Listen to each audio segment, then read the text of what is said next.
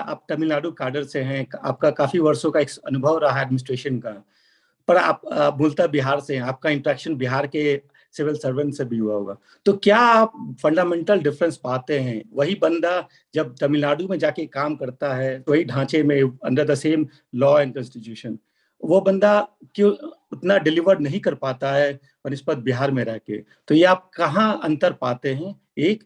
और दूसरा कि आपने गिनाए कि आप क्या क्या करना चाहते हैं एज पार्ट ऑफ नेक्स्ट, तो मैं इसको एज अ सिविल सोसाइटी का एक्टिविटीज मान रहा हूँ। तो जैसे हम लोग भी बिहार फैटर्निटी भी काफी कुछ करते रहते हैं बिहार में, तो हमें पर एक जो रेसिस्टेंस मिलता है वहाँ के सिस्टम से, एडमिनिस्ट्रेशन से, आपको सिविल सर्वेंट होने का थोड़ा फायदा मिलेगा, या आपको भी वही रेसिस्टेंस वहाँ आप उम्मीद नहीं करते हैं कि आपको भी वो रेसिस्टेंस मिलेगा वो अपने कार्य को करने से? दोनों क्वेश्चन का आंसर एक कॉमन है और जहाँ अलग है वो बताऊंगा। देखिए, एक चीज होती है उसे कहते हैं वर्क कल्चर। तो काफी स्टेट्स हैं इंडिया में जहाँ पे वर्क कल्चर है, और वर्क कल्चर का मतलब ये है कि मैं जैसे डिस्ट्रिक्ट मजिस्ट्रेट हूँ और मेरा सबसे नीचे का आदमी चपरासी है, और ऑफिस हमारा 9:30 या 10 बजे से खुलता है और 6 बजे तक खुलेगा। तो हम कहें या ना कहें, हम जाएं या ना जाएं, मेरा चपरासी, मेरा क्लर्क, वो 9:30 बजे पक्का वहां आएगा बिना कहे। वो अपना वो सफाई करेगा, अपनी ड्यूटी करेगा, सिंसियरली वो करेगा, अपना काम करेगा। क्लर्क हो, सेक्शन अफसर हो, वो आएगा, उसके पास जो फाइल पड़ी है उस दिन उसको पढ़ेगा, उसमें अपनी टिप्पणी डालेगा, अपना नोट्स लिखेगा, उसको अपने सुपीरियर अफसर के पास रखेगा। वो उसके पास अगर उस दिन 10 फाइल है तो 10 फाइल को वो 10 को डील करेगा और 10 को ही अपने सुपीरियर अफसर के पास लगाएगा। इसे कहते हैं वर्क कल्चर। हमें किसी को कहने की जरूरत नहीं है, हम अपने सबॉर्डिनेट्स को वहां पे हम काम बता देते थे कि ये काम हमें करना है। हम उसे बता देते थे आज क्या करना है, कल क्या करना है, और इस सप्ताह हमें क्या करना है, और बस उसकी up to the best of his और हर कैपेसिटी वो काम करके हमें देता था। और उसमें जो कमी होती थी, बीइंग ए सीनियर अफसर, I used to add to it, I used to guide these अफसर्स। तो इसे कहते हैं वर्क कल्चर। और दुख के साथ ये कहना पड़ता है कि हमारे बिहार में इस वर्क कल्चर की बहुत सख्त कमी रही है, पास्ट में भी। अब कहीं कहीं पे सुधार हुआ है और अभी बहुत सुधार की जरूरत है। जब तक वर्क कल्चर नहीं आएगा, ये हम डेवलपमेंट की उम्मीद नहीं कर सकते, और वर्क कल्चर से ही हम उम्मीद करेंगे कहीं भी डेवलपमेंट होने का। दूसरा फैक्टर जो बहुत ही इंपॉर्टेंट फैक्टर है वो है एक डिसिप्लिन एंड सिंसियरिटी जो स्कूल से पढ़ाई जाती है। वहां का एक सोसाइटी में एक कल्चर होता है कि हाँ हमें कुछ करना है। तो ये भी हमारे यहाँ इसकी बहुत सख्त कमी है। देखिए क्या होता है कि हमने देखा बिहार में एक इंडिविजुअल ओरिएंटेड एडमिनिस्ट्रेशन रहा है, और तमिलनाडु में एक सिस्टम ओरिएंटेड एडमिनिस्ट्रेशन रहा है।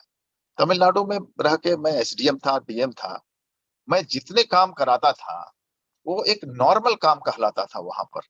और अगर उसी तरह का मैं 100 काम किया हूँ, 100 काम वहां का एक नॉर्मल रूटीन वर्क कहलाता था। कोई चर्चा नहीं है कि कोई न्यूज़पेपर में नहीं आएगा। बट उसी 100 काम में से अगर एक काम बिहार के कोई डीएम ने कर दिया हो तो दूसरे दिन चर्चा हो जाती थी कि इन्होंने ऐसा कर दिया साहब। तो इसी को कहते हैं फर्क। ये फर्क हमारा फंडामेंटल फर्क है, और जब तक ये नहीं होगा चीजें नहीं बदलेगी। बिहार में अफसरों ने बहुत अच्छा काम किया है, बट वहां पे इंडिविजुअल ओरिएंटेड एडमिनिस्ट्रेशन रहा है। धीरे धीरे अब सिस्टम बदल रहा है। अभी हमने देखा है कि हाल की सरकार जो आई है उन्होंने काफी काम कराया है और सिस्टम आ रहा है। बट इनेट डिफिकल्टी जो शुरू से रही है सिस्टम में वो तो है, उसको दूर होने में समय लगेगा।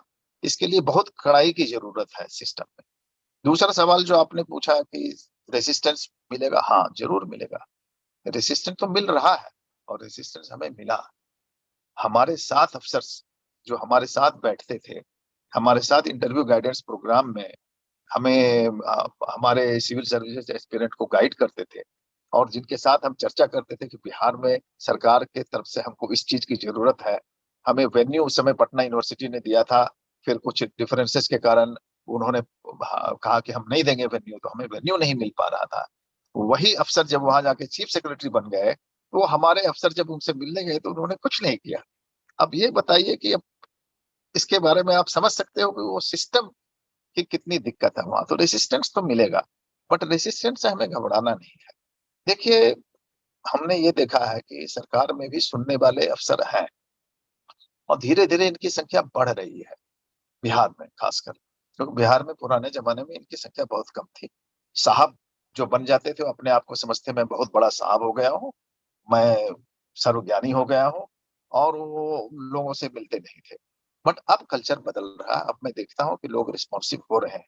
ये बड़ी अच्छी मतलब कहा जाए कि एक शुरुआत नहीं कहा जाए, एक बड़ा अच्छा चेंज है ये। और हम चाहते हैं कि ये और आगे बढ़े। बहुत सारे अफसर्स हैं जिनको हम अगर एक बार फोन करते हैं तो 1 मिनट 2 मिनट में भी रिस्पॉन्स कर रहे हैं बिहार के अफसर। तो ऐसे अफसर ही बिहार को बदल सकते हैं। और जहां तक पॉलिटिकल सिस्टम का सवाल है, पॉलिटिकल सिस्टम भी काफी सुधर रहा है, हमें पॉलिटिकल सिस्टम से भी इंटरेक्ट करना है। रेसिस्टेंस होगी, बट जहां पर हम अगर उनको कन्विंस कर सकें कि हमारे साथ 1000 सिविल सर्वेंट्स हैं, तो इस तरह का एक ग्रुप तो मिलना मुश्किल है। ये थिंक टैंक है, हर तरह से हम मदद कर सकते हैं, हर तरह की चीजें दे सकते हैं।